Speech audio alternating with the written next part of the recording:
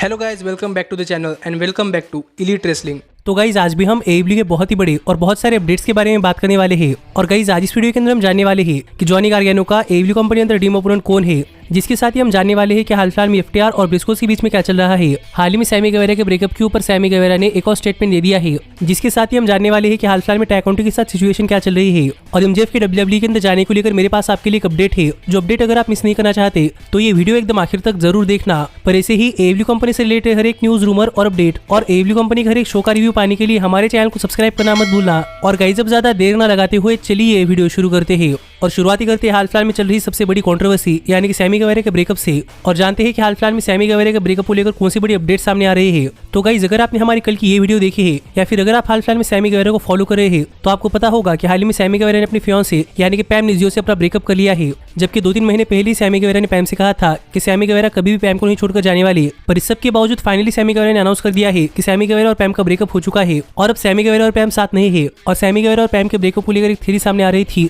जो थ्योरी क्या है ये मैंने आपको कल की वीडियो के अंदर बताई है। लेकिन अगर आपको नहीं पता कि वो थ्योरी क्या है तो गाइस मैं आपको बताना चाहूंगा कि काफी सारे लोगों को ऐसा लग रहा है कि टाई काउंटी सैमी गेवेरा और पैम के बीच में आ गई है और इसीलिए सैमी गेवेरा ने पैम के साथ ब्रेकअप कर लिया है, जिसको लेकर काफी सारे लोग टाई काउंटी के ऊपर काफी गुस्सा थे और काफी सारे लोग सैमी गेवेरा के ब्रेकअप के लिए टाई काउंटी को ब्लेम कर रहे थे। और इसी सिचुएशन को देखकर सैमी गेवेरा ने हाल फिलहाल में अपने ब्रेकअप को लेकर एक और नया स्टेटमेंट दे दिया है। और यहाँ पर बात करते हुए सैमी गेवेरा ने कहा कि सैमी गेवेरा का पैम के साथ ब्रेकअप करने का रीजन म्यूचुअल था और सैमी गेवेरा ने पैम के साथ ब्रेकअप आज नहीं किया बल्कि कुछ महीनों पहले अक्टूबर के अंदर किया है। लेकिन सैमी गेवेरा को लगा कि यही सही टाइम है जहां पर सैमी पब्लिकली सबको बताए कि सैमी गेवेरा का ब्रेकअप हो चुका है। और वैसे भी ये पैम और सैमी गेवेरा का म्यूचुअल डिसीजन था, इसीलिए फैन सैमी गेवेरा और पैम के ब्रेकअप को लेकर किसी को ब्लेम ना करे। जो बात यहाँ पर सैमी गेवेरा ने लिखी, जिससे कि आप समझ सकते हैं कि हाल फिलहाल में काफी सारे फैंस टाई काउंटी के ऊपर गुस्सा थे कि टाई काउंटी की वजह से सैमी गेवेरा और पैम का ब्रेकअप हो चुका है। पर सैमी गेवेरा ने स्टेटमेंट देकर कंफर्म कर दिया है कि सैमी गेवेरा और पैम के ब्रेकअप के पीछे टाई काउंटी का कोई हाथ नहीं है। और यहाँ पर फैंस को टाई काउंटी को सैमी गेवेरा और पैम के ब्रेकअप के लिए ब्लेम नहीं करना चाहिए। जो बात यहाँ पर सैमी गेवेरा ने इनडायरेक्टली कही है, क्योंकि सैमी गेवेरा ने स्टेटमेंट के अंदर कहीं पर भी टाई काउंटी का नाम नहीं लिया। पर सैमी के स्टेटमेंट के पीछे का मेन रीजन यही है कि फैंस सैमी गेवेरा के ब्रेकअप को लेकर टाई काउंटी को ब्लेम ना करे। जिसके ऊपर आपका क्या कहना है आप मुझे कमेंट कर बताइए कि आपको क्या लगता है कि सैमी गेवेरा यहाँ पर as a fan Tay Conti को बैक कर रहे हैं या फिर सच में सैमी गेवेरा और टाई काउंटी के बीच में कुछ चल रहा है। पर जहां तक बात है मेरी तो गाइस मुझे ऐसा लग रहा है कि सच में सैमी गेवेरा और टाई काउंटी के बीच में कुछ चल रहा है और शायद इसीलिए सैमी गेवेरा और पैम ने अपना ब्रेकअप कर लिया है। पर ये तो सिर्फ मेरे थॉट्स है और आपके शायद अलग भी हो सकते हैं। लेकिन गाइस अब हम आगे बढ़ते हैं और बात करते हैं हमारी अगली अपडेट की और जानते हैं कि हाल ही में टाई काउंटी की सोशल मीडिया क्विट करने को लेकर कौन सी बड़ी अपडेट सामने आई है। तो गाइस मैंने आपको अभी भी बताया कि काफी सारे लोग सैमी गेवेरा और पैम के ब्रेकअप के लिए टाई काउंटी को ब्लेम कर रहे थे और इसीलिए काफी सारे लोगों ने सोशल मीडिया के ऊपर टाई काउंटी को काफी भला बुरा कहा था और इसीलिए टाई काउंटी ने अपना ट्विटर हैंडल डिलीट कर दिया था, यानी कि टाई काउंटी ने एक तरह से ट्विटर क्विट कर दिया था। पर टाई काउंटी दूसरे सोशल मीडिया हैंडल्स जैसे कि इंस्टाग्राम या फिर फेसबुक पर मौजूद है, जहां से टाई काउंटी पब्लिकली अपनी बात रख सकती है। और हाल ही में टाई काउंटी ने अपने इंस्टाग्राम हैंडल के ऊपर एक स्टोरी शेयर की थी, जिस स्टोरी के अंदर टाई काउंटी ने अपना स्टेटमेंट दे दिया है। और गाइस देखा जाए तो ये स्टोरी टाई काउंटी ने शेयर नहीं की थी बल्कि टाई काउंटी के मैनेजर्स ने शेयर की थी, क्योंकि स्टोरी के अंदर टाई काउंटी के मैनेजर्स ने लिखा था कि टाई काउंटी हाल फिलहाल में सोशल मीडिया से थोड़ा फॉर ब्रेक लेने वाली है। पर इस सब के बावजूद जो हाल फिलहाल में टाई काउंटी के सोशल मीडिया हैंडल्स के ऊपर जैसे कि इंस्टाग्राम या फिर फेसबुक, यहाँ पर जो कुछ फोटोज पोस्ट होने वाले हैं वो फोटोज खुद टाई काउंटी पोस्ट नहीं करने वाली। वो फोटोज प्रमोशनल कंपनी ने पहले ही शूट कर लिए है और टाई काउंटी के फोटोज टाई काउंटी के बिहाफ के ऊपर प्रमोशनल कंपनी पोस्ट करने वाली है। जो बात यहाँ पर टाई काउंटी के मैनेजर्स ने बताई,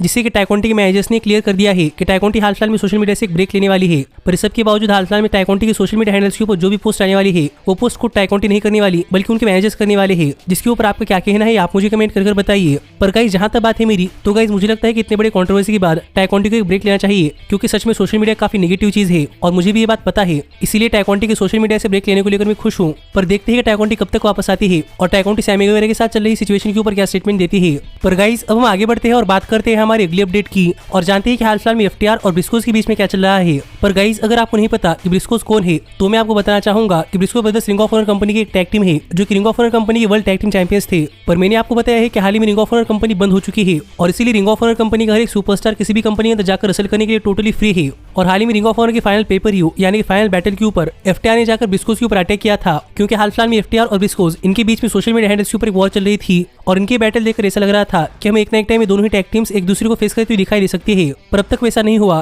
पर हाल ही में FTR ने अपने सोशल मीडिया हैंडल्स के ऊपर एक मैसेज शेयर किया है और यहाँ पर FTR ने कहा कि नेक्स्ट वीक डायमंड शो के ऊपर FTR को कोई मैच नहीं है, इसलिए FTR चाहती है कि क्यों ना ब्रिस्को ब्रदर्स AEW कंपनी अंदर आए, जिससे कि हमें फाइनली FTR और ब्रिस्को ब्रदर्स के बीच में एक टैग टीम मैच देखने को मिले। क्योंकि FTR ने ब्रिस्को ब्रदर्स के ऊपर अटैक कर ब्रिस्को ब्रदर्स की लेवल इतनी ऊपर कर दी है जितनी कि आज तक उनके करियर के अंदर कभी नहीं थी। जो बात यहाँ पर FTR ने कही, लेकिन गाइस FTR की स्टेटमेंट के बाद हाल ही में ब्रिस्को ब्रदर्स ने इस पर एक रिप्लाई दिया है और यहाँ पर बातें करते ब्रिस्को ब्रदर्स ने कहा कि श्योर अगर टोनी खान ब्रिस्को ब्रदर्स को एडब्ल्यू कंपनी के डायमंड शो पर लाने के लिए एक प्राइवेट जेट भेजते हैं तो ब्रिस्को ब्रदर्स डेफिनेटली एडब्ल्यू कंपनी के शोज के ऊपर आएंगे, और अगर वो आएंगे तो एफटीआर को भी हराएंगे। जो बात यहाँ पर ब्रिस्को ब्रदर्स ने कही, जिससे आप समझ सकते हैं कि इन दोनों ही टैग टीम्स के बीच में काफी तगड़ी बहस चल रही है और दोनों एक दूसरे को प्रूव करने के लिए रेडी है कि इन दोनों में से बेस्ट कौन है। जिसके ऊपर आपका क्या कहना है आप मुझे कमेंट कर बताइए, और ये भी कमेंट कर बताना मत भूलना कि क्या ब्रिस्को ब्रदर्स और एफटीआर के बीच में एक नॉर्मल टैग टीम मैच देखना चाहते हैं या नहीं। लेकिन गाइस जहां तक बात है मेरी, तो मैं तो डेफिनेटली मैच देखना चाहता हूं, क्योंकि सच में ये मैच एक बहुत ही बड़ा मैच होने वाला है। लेकिन देखते हैं कि हमें मैच कब देखने को मिलता है। पर गाइस अब हम आगे बढ़ते हैं और बात करते हैं हमारी अगली अपडेट की, और जानते हैं कि हाल फिलहाल में डब्ल्यूडब्ल्यूई और एमजेएफ के बीच में क्या चल रहा है।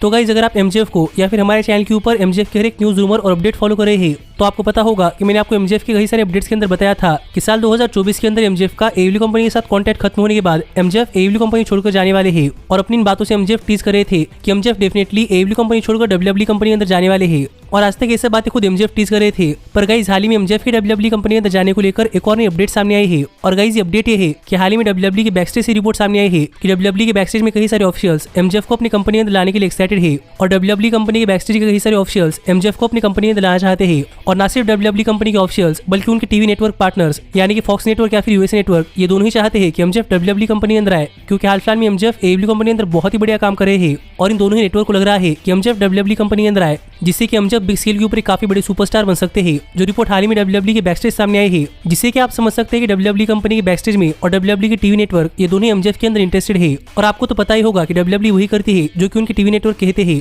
और अगर एमजेएफ का एडब्ल्यू कंपनी का कॉन्ट्रैक्ट खत्म होने के बाद डब्ल्यूडब्ल्यूई के टीवी नेटवर्क से अगर डब्ल्यूडब्ल्यूई के ऊपर प्रेशर पड़ता है कि वो एमजेएफ को अपनी कंपनी के अंदर साइन करे, तो गाइस डेफिनेटली डब्ल्यूडब्ल्यूई एमजेएफ को अपनी कंपनी के अंदर साइन करने के लिए जाने वाली है, क्योंकि आखिरकार डब्ल्यूडब्ल्यूई वही करती है जो कि उनके टीवी नेटवर्क कहते हैं। इसीलिए देखना पड़ेगा कि साल 2024 के अंदर एमजेएफ का एडब्ल्यू कंपनी के साथ कॉन्ट्रैक्ट खत्म होने के बाद एमजेएफ एडब्ल्यू कंपनी के साथ लॉयल रहते हैं, या फिर डब्ल्यूडब्ल्यूई कंपनी से बड़ा ऑफर मिलने के बाद एमजेएफ डब्ल्यूडब्ल्यूई कंपनी के अंदर जाते हैं। लेकिन गाइस जहां तक बात है मेरी, तो मुझे ऐसा लग रहा है कि एमजेएफ एडब्ल्यू कंपनी के साथ लॉयल रहेंगे, पर दूसरी तरफ एमजेएफ काफी बढ़िया बिजनेसमैन है, इसलिए अगर एमजेएफ डब्ल्यूडब्ल्यूई कंपनी के अंदर जाते हैं तो वो देखकर भी मैं सरप्राइज नहीं होने वाला। पर मैं रियली होप कर रहा हूं कि एमजेएफ एडब्ल्यू कंपनी के अंदर ही रहे, क्योंकि एमजेएफ को डब्ल्यूडब्ल्यूई कंपनी के अंदर उतना फ्रीडम नहीं मिलेगा जितना कि उन्हें एडब्ल्यू कंपनी के अंदर मिलता है, और फ्रीडम की वजह से आज एमजेएफ इतने बड़े सुपरस्टार बने हैं। इसीलिए मुझे लगता है कि एमजेएफ को एडब्ल्यू कंपनी के अंदर ही रहना चाहिए। लेकिन गाइस अब हम आगे बढ़ते हैं और बात करते हैं हमारी सबसे मेन अपडेट की, और जानते हैं कि हाल ही में जॉनी गार्गैनो ने क्या कहा कि जॉनी गार्गैनो का एडब्ल्यू कंपनी के अंदर ड्रीम ओपोनेंट कौन है। तो गाइस आपको तो पता ही होगा कि एज ए रेसलिंग फैन हम कई सारी कंपनियों के ड्रीम मैचेस फॉर्म करते हैं, जैसे कि Roman race versus the rock या फिर CM Punk versus Kenny Omega. पर हम रेसलिंग फैंस की तरह रेसलर्स के भी कई सारे ड्रीम मैचेस होते हैं,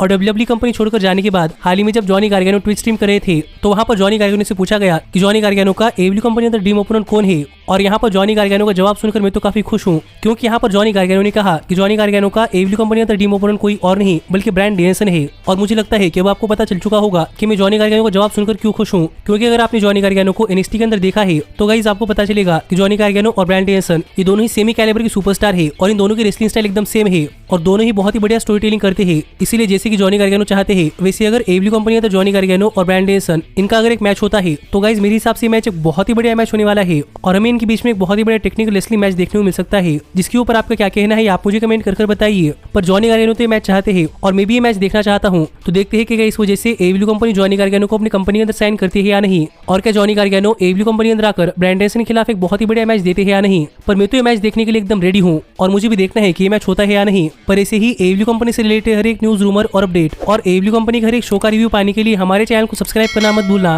पर गाइज अब मैं मिलता हूँ आपसे अगली वीडियो के अंदर, पर तब तक stay healthy, stay happy and keep watching elite wrestling. Hey, did you like that video? Click the screen for more. And where do you think you're going? Check out our official merchandise page and to support the entire cast. And thanks so much for being the elite. The elite, the elite. What, Nick, you're not going to sing it all with me this time?